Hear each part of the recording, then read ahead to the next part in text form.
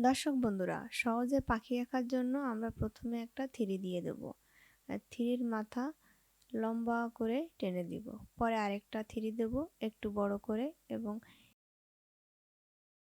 লম্বা দাগে মিলিয়ে দেব। পরে আরেকটা থ্রি দেব, একইভাবে এভাবে মিলিয়ে নিব। এবার ডানাটা উপর দিয়ে এভাবে টেনে মিলিয়ে দিব।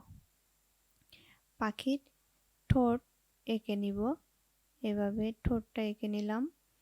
তারপর পাখির চোখ, এবার পাখির লেজটা এঁকে নিব।